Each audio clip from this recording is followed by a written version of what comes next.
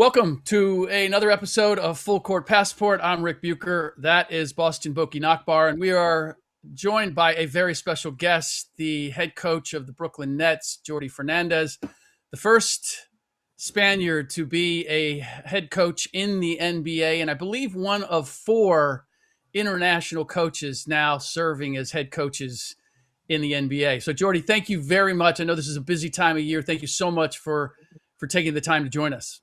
Of course. Thanks for having me. So I want to start with the fact that you are one of four. And when you look at the history of and the development of international players, coaches, executives in the NBA, who do you credit for NBA decision makers now looking at foreign-born, foreign-developed coaches as being NBA head coaching material? I think it's a trend, from the league in general, and it just tells you how much the NBA is invested in just getting better. And sometimes you just think that it's all about you, and you look into, like that people in the country. And I think the NBA has done a great job just looking outside, learning from other parts of the world. Mostly I think Europe, but not just necessarily just Europe, all over. You see Australian coaches, European coaches, South American coaches, Canadian coaches. And I think that just tells you how intrigued the NBA is, not just about the coaching part, but also the medical performance. They're just willing to bring the best to the league. And I think that tells you that thinking forward, it makes the NBA, who they are. Is there any one coach that came to the NBA that you think changed the perspective or gave NBA people the understanding that there was something special that international coaches could bring to the game? I don't know. It's a good question because I don't know when or who was the first one that started it or when. I just think that it's almost like the NBA doesn't care about your passport. They just care like what can you bring to the game? What can you bring? What is your superpower that makes you different than somebody else? And I think that's cool because, as Europeans, we've been taught the game of basketball in a different way and how we teach it, and more reads, the more playing twos and threes, and multi-positional and all that stuff.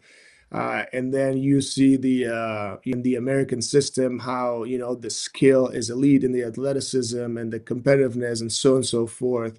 And it's not better or worse. It's just like different ways of doing it, and then probably having a mix of both. It just what gets you the best result. And it's just good to see all those paths and experiences mixed together. And I think that you see this NBA game just evolving. Every year it evolves to something different, and I think that that's a cool thing to see. Um, Jordi, we spoke a little bit last year when at the Vince Carter's jersey retirement. Like you and me have a lot in common, not just the fact that I'm connected with the Nets as a former player and you as a current head coach, but I live in just outside Badalona, and this is an area that is very close to your heart as well. So I'm kind of wondering about your beginnings as a coach. Like you jumped into coaching at a very early age, which is maybe a little bit uncommon. I think I've seen somewhere that as early as 15 or 16 years old, you're already kind of shaping towards becoming a coach. How do these beginnings look like?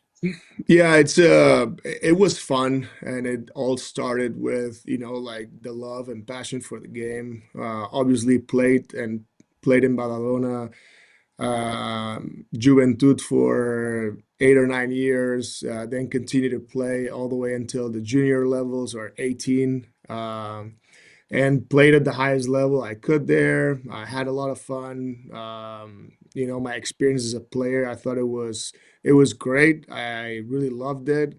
But like you said, in a way, I enjoyed the game, and coaching was a part that intrigued me. So I was able to start coaching when I was 15 and be an assistant for one of the teams in the same club that I played for.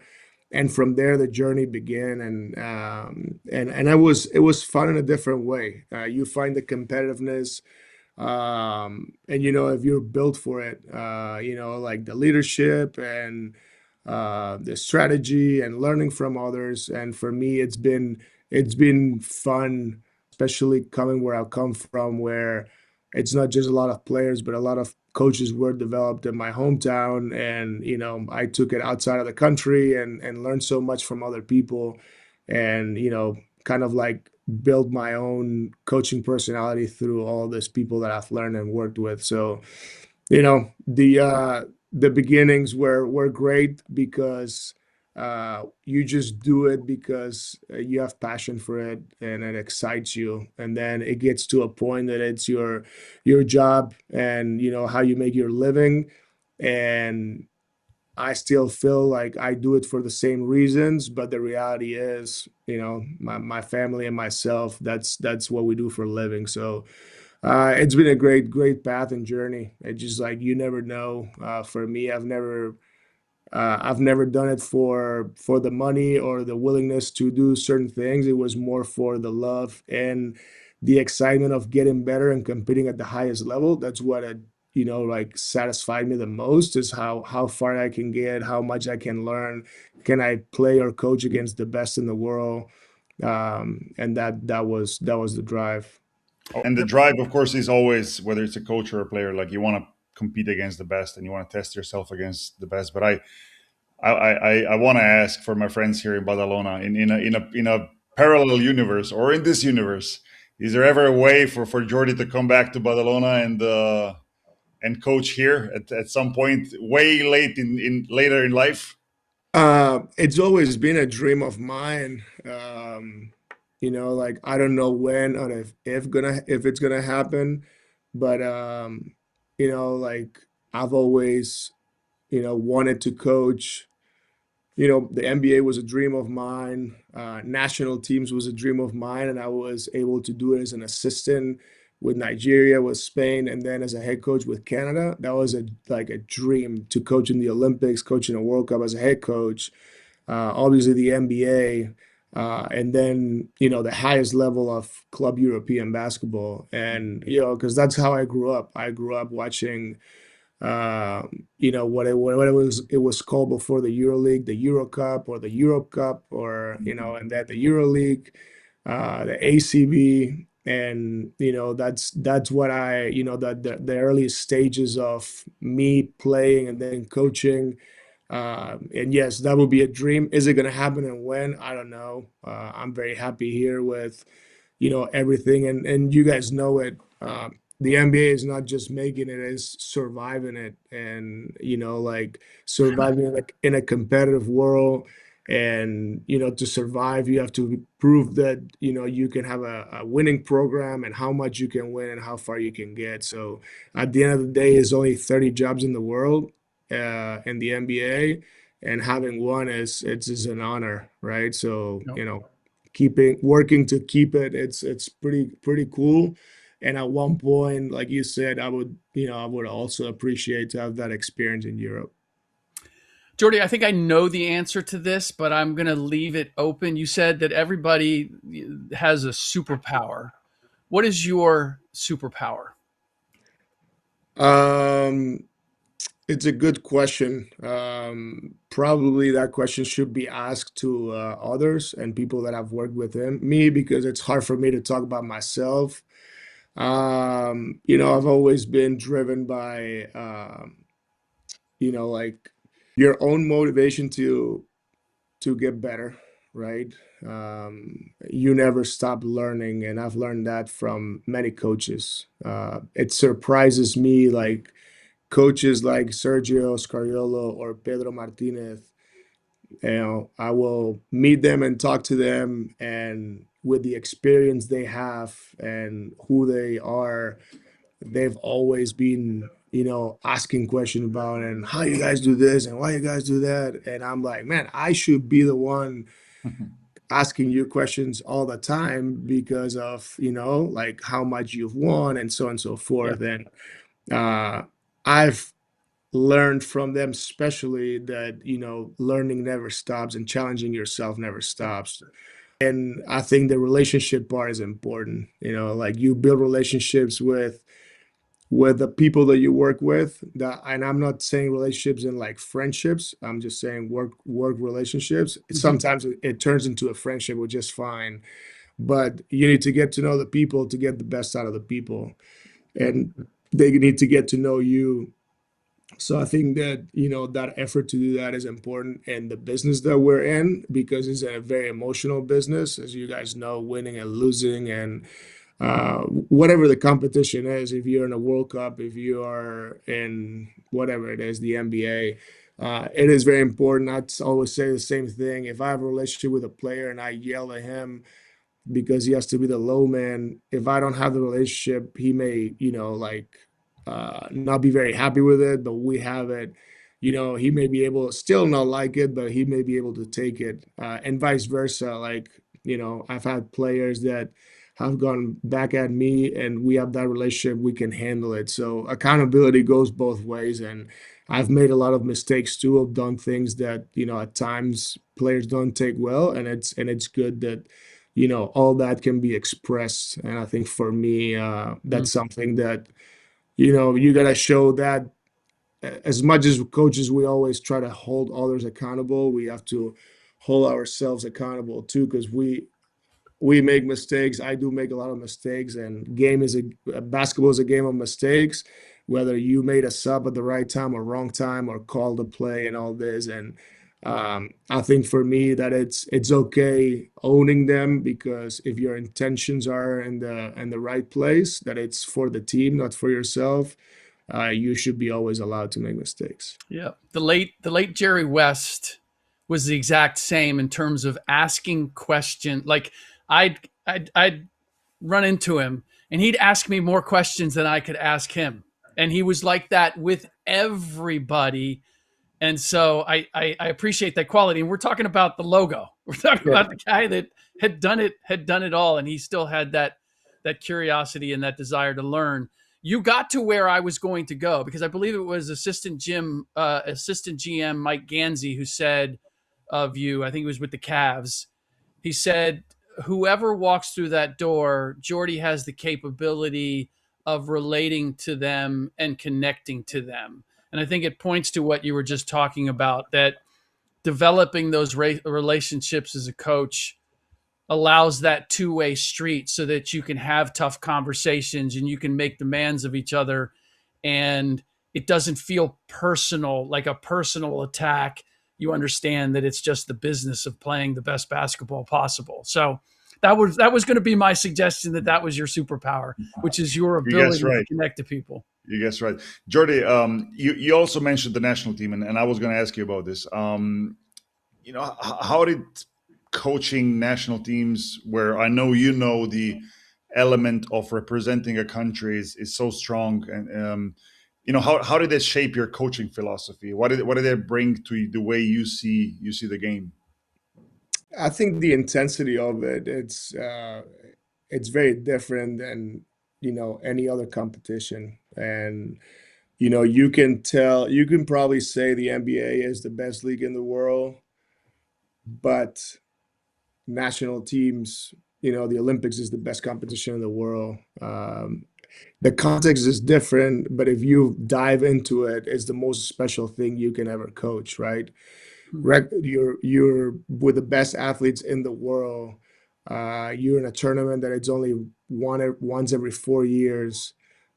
It's just very special, and it's not here to have a debate on comparing what's best, what's worse. It's just in their own element. It's so special to be, representing a country, a nation.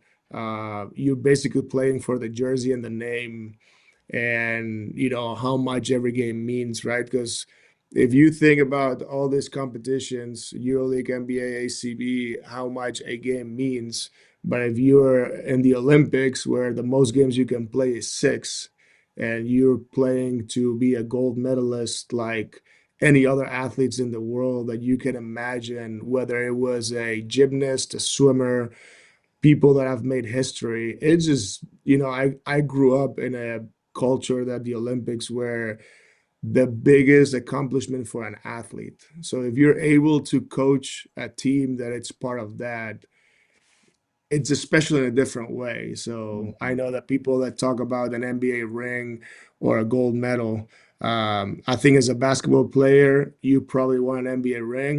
As an athlete, you want a gold Yeah. in the Olympics. Hmm. And you mentioned the Olympics, especially '92 Barcelona, right? This had to be huge. I mean, I remember watching it on TV, not just because of the Dream Team. I think '92 Barcelona really was probably the most. I mean, at least to me, like by far the most. I don't know how to call it, famous Olympics. In the recent era. Yeah. Just how did you live it? Being in this environment here and having all these legends, where it was really a first contact between NBA superstars and the rest of the world. Yeah, it was very special. I mean, I remember it. I was 10 years old and I was, like started playing basketball at 6 years old. So basketball was the thing in the world that I loved doing at the time. And but I remember like, my father was a handball player, so we got to watch a handball game and all the events and how the city transformed. And like you, to your point, that opening ceremony was the beginning of the new era for the Olympics, how it was organized, and worldwide the repercussion that those Olympics that the '92 Olympics had in the world was unbelievable. And obviously the dream team was very special, but it just like it was the beginning of the new Olympics in my opinion, and started there. I have great memories, and I was able to in my hometown in Badalona there was many sports that they were played there or practice, and you could feel it. It's just like it's unbelievable. I was able to be part of the Tokyo Olympics with Nigeria. It was the COVID ones, and then Paris. And there's nothing like being in that environment. Whether you're a fan, an athlete, it's just like one of the best things in the world. For sure. Jordi, you have a very varied and unique background in terms of not only having studied sports psychology, but I believe having worked as an athletic trainer at one point. I'm wondering how seeing the game and sport from so many different perspectives has shaped you as a coach. What has that added? Do you think that makes you unique? Yeah, I think you learn from every field, right? And not that I was a sports psychologist, but I my PhD was in that field. So you've completed the PhD. No, I'm one article away. So when I get Okay. fired, my thought has always been when I get fired, I'll finish it. So far I haven't. So it's been a good 17-year run. Now I'm trying to finish it. I'm trying to now that I'm not doing national teams. I will try to finish it in the next couple of summers. So hopefully I can close that door. But yeah, it was observation of human behavior. So it was in the sports psychology field. Not that I'm a psychologist by any means. And like you said, I was also a strength and conditioning coach or sports science because I went to the sports science university in Spain, and that was my minor. So to your point, like I also coached in high school. I taught in high school. I taught in primary school. I taught in college. I taught in college in Norway, in Spain, and I think that if you think about it, basketball coaches were teachers, right? So Sure. all of my experiences in like teaching kids, teaching teenagers, teaching in college, adults, then being a strength and conditioning coach, which you're a coach, but in a different field, but also in sports, how you handle groups. Every group is different, so all those experiences, like even today, in like the highest level of basketball, I can relate to a lot of those experiences, and they've helped me. Hmm. Whether it is a warm up or stuff that we do, as you, Boki, as you know, like the warm ups in the NBA are very different. And we Hmm. do a lot of those things here. Whether it's like games, have fun, skill, And the players appreciate it. And sometimes you fall into doing the same over and over. It becomes like monotony and not fun. And that to me is based on the experience. And then the coaches can see it and they can be creative with it. So I think those experiences were like priceless for me. I would not be where I am without those experiences. Awesome. Jordi, before we let you go, just your thoughts on development in European basketball. Obviously, I'm sure you heard. There's a lot of not just talk, but concrete steps that NBA is trying to have a presence in Europe. Just your thoughts on what could be improved in European basketball, and what would ideal world look like for you? Yeah, I think the important thing that we sometimes forget, because now we're talking always business, right? Like the one thing is, can European basketball be a better business? I'm not an expert on how much the game creates now in Europe or not, but I think it could be better from obviously what we all know. Do the teams win money, they lose money, all that stuff. So there's always steps to take right there.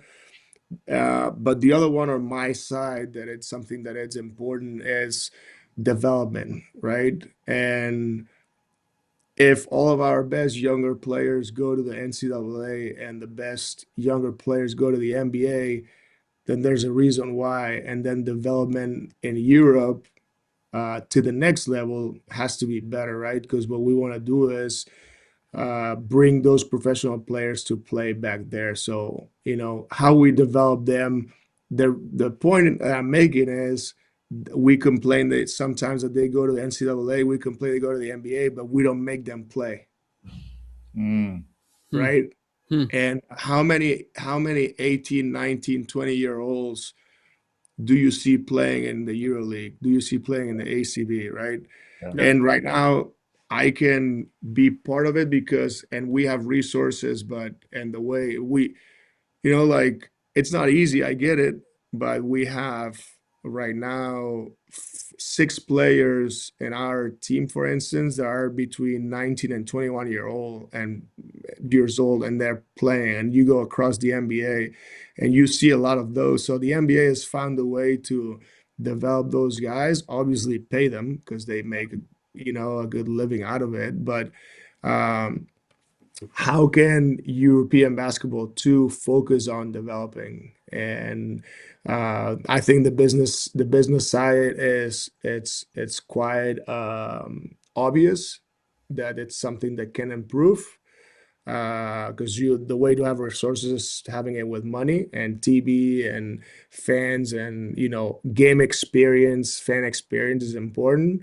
Right now, we cannot compete with soccer there as we all know, for obvious reasons. But there's always ways to improve and get better. So life is always going to move on, and right now we will see this changing in one direction or the other, because the NBA has seen an opportunity. And the one thing that I can say is, every time they see an opportunity, they'll put together a good plan, and that's life. It's like when you played, you had to compete against somebody else.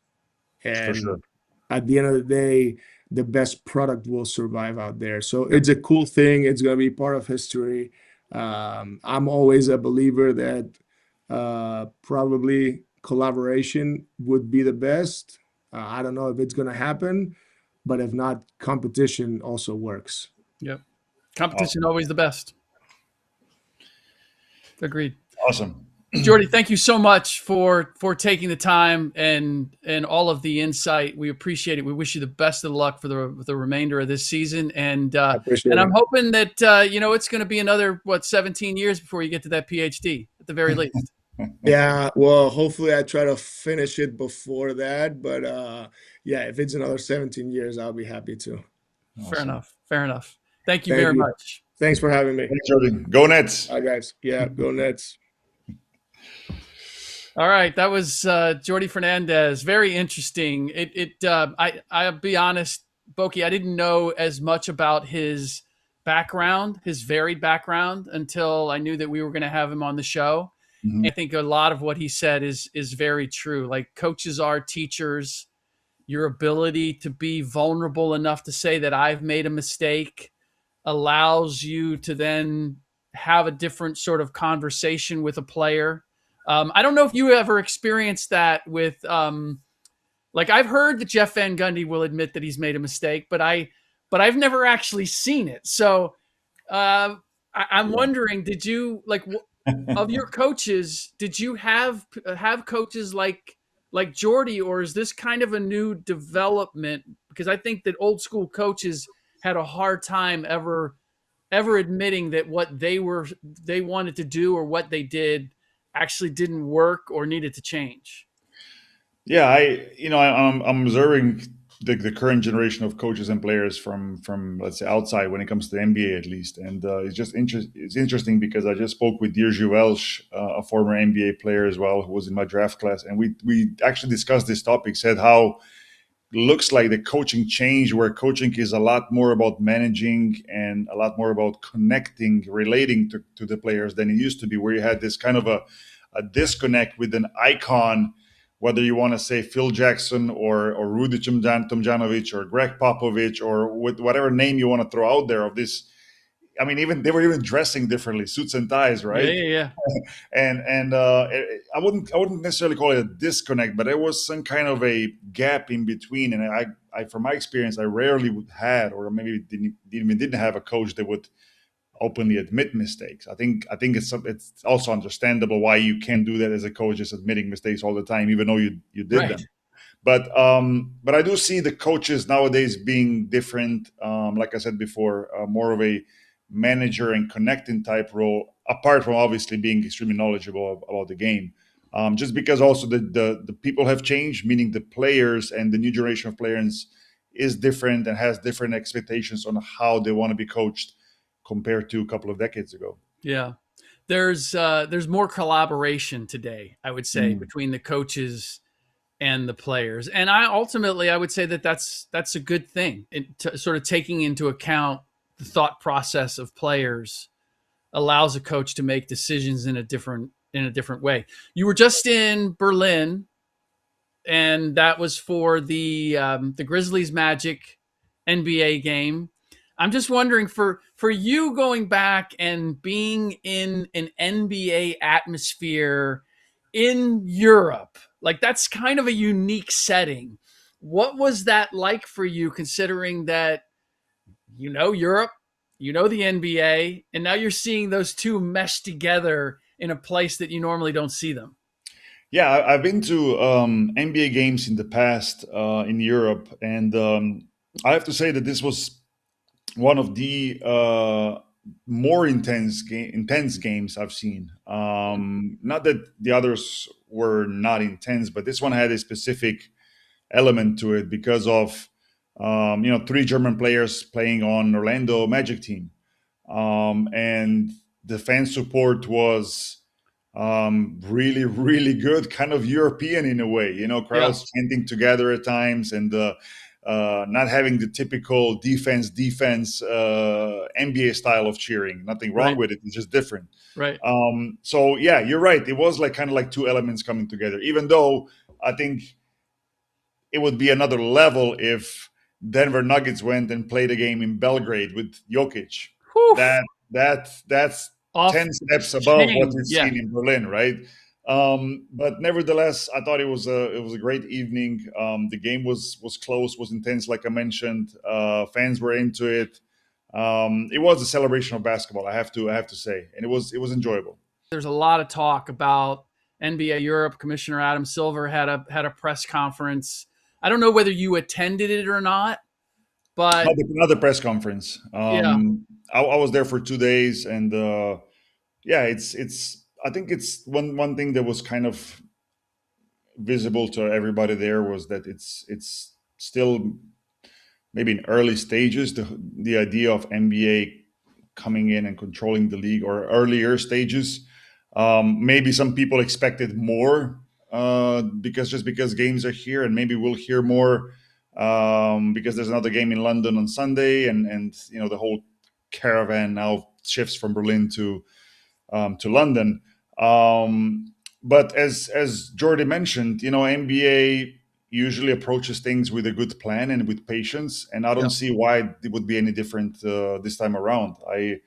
I've seen a lot of people behind the scenes still hoping for collaboration, unified European club basketball league. We'll leave that to the leaders and decision makers and the politicians inside of the sports. But that was kind of what the sense I was getting. But yeah, I think that as Jordi mentioned, there's a lot that NBA can bring. It's just a matter of how it's done, what the timing or the timeline will be, and hopefully with a lot of sense where not just some communities, but many, if not all, basketball communities could gain something from this collaboration.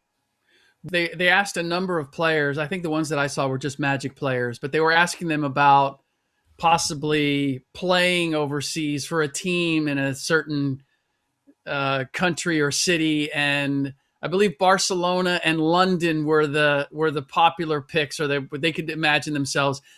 More than anything, they exposed that most NBA players have not spent a whole lot of time in Europe, or are particularly familiar with the basketball hotbeds in Europe.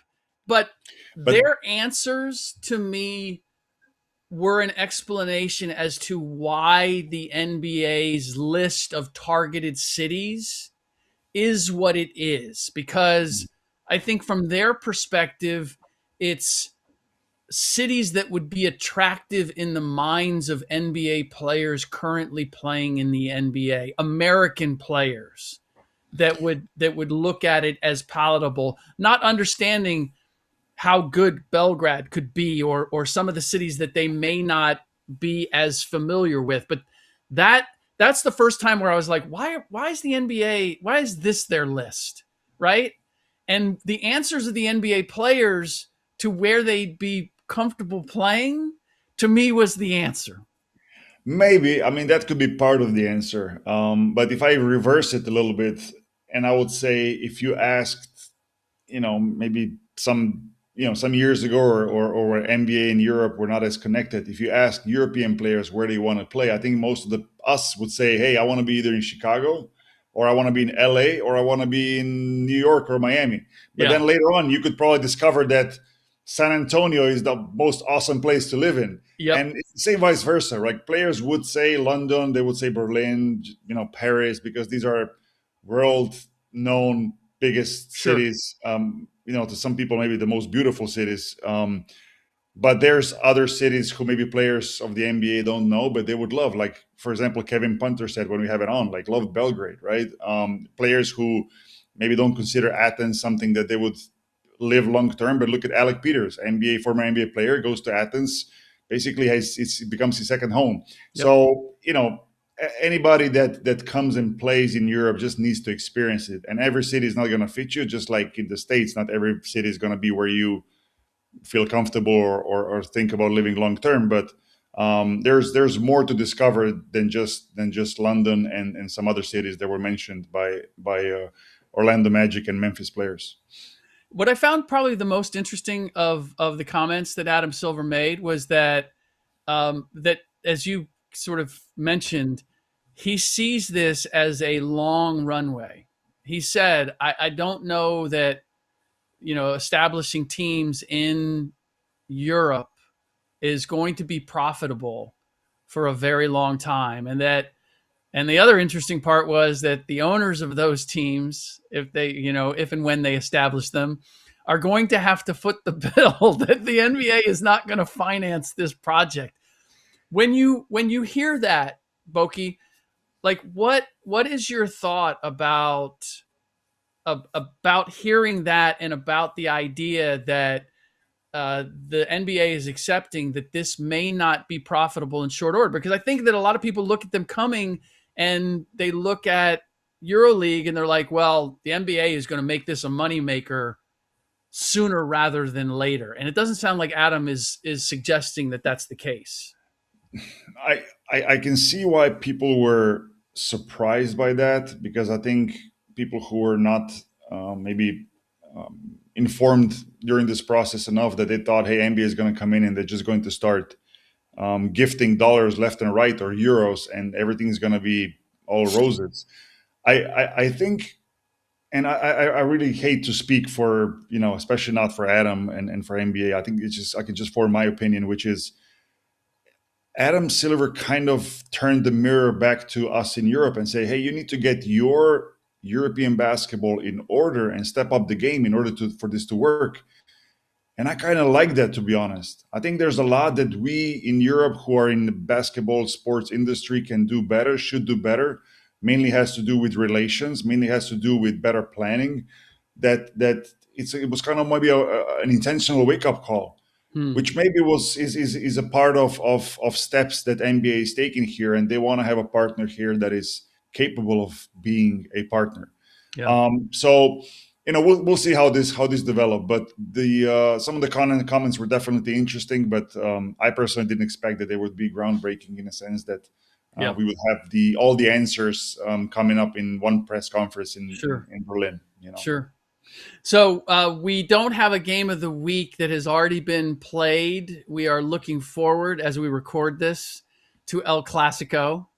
You are very familiar with El Clásico, so I'm wondering, does this ring a bell every time the El Clásico comes around and takes you down memory lane for the experiences that you had? I mean, it does. On the other hand, it still has a lot of. It has a big football or soccer part that when you mention like Clásico to casual fan, they'll think of soccer. They're thinking football immediately. Exactly. But it does exist in basketball, and it's on a smaller scale, of course, as far as fans and following. So, I mean, still huge, though, for basketball world here in Europe, and extremely intense. And I've experienced that the firsthand later in my career. Just, last few years before I retired, I played in FC Barcelona, and I was able to be a part of these games and the build up to each game and the game itself and the aftermath, because it's not just the game itself, it's the whole week. It's what it's talked about and the week after. And I've experienced that, with some of the games, even preseason games where we played a so-called Super Cup game, which is an official tournament that you play before the season in each country, and it's like a 4-team tournament, semifinal, final. You win is great. You lose, it's supposed to be no big deal because it's not end of the season. It's before the start of the season. So it's kind of semi still friendly, if you want to call it, but semi already real deal. And I'll never forget when we lost against Real Madrid. The game ended. We come back to the locker room, and I thought, man, it's horrible. Like, we lost. You're obviously upset.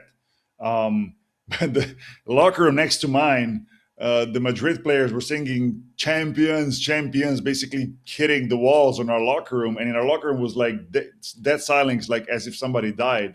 And that's when it hit me, like, oh wow, like this is different. I played these Super Cup games before in different countries, and it's not that big of a deal. Yeah. Here, just because it's the El Clásico between the two biggest clubs, possibly in Europe. It has so much more meaning. So it was a great wake-up call for me, and I was thankful that it happened early or even before the season, because later on in the next games, I knew what to expect. Yeah. What is the closest thing that you experienced to that in the NBA when you were either with the Rockets or the Nets, in terms of a rival team or a rivalry or a matchup that meant more? I mean, I would, as a Rockets player, I would compare it with the Texas games when you played San Antonio and Dallas. I think that had a little bit more intensity than maybe other games, or a little bit more focus from media and fans were on it.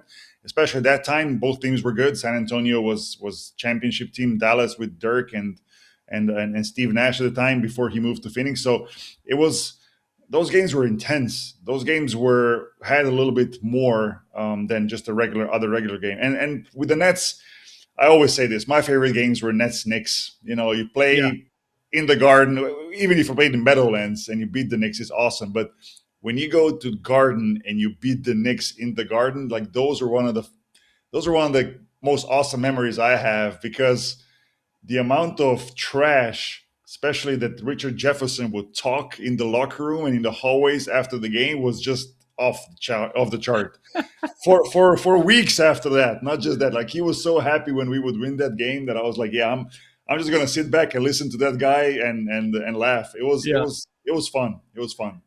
What can you compare what it was like playing in Madison Square Garden? Because that's obviously, I mean, it's called the Mecca for basketball in the United States. Can you compare what made that special versus what some of the arenas that you played in, the big arenas that you played in Europe, what made them special? Was there some connective tissue there? Was there something unique that they both shared, or was what made them special completely different? You mean as far as the arena goes, as far as just the atmosphere? You know, you go to a place and you say, I played in Waka or whatever, you know, whatever it was. Like, I've played in Madison Square Garden. You know, you just, or I don't know, the Lakers have moved a couple times now, so it's not the same. Or the Garden in Boston, right? No, I mean, no. I said this many times. To me, the most enjoyable games and the games that I was most maybe excited about in that sense were the games in Madison Square Garden. Just because the arena is, I know it's been renovated now, so I haven't been since it's been renovated, but we still played in the older setup. It hasn't changed.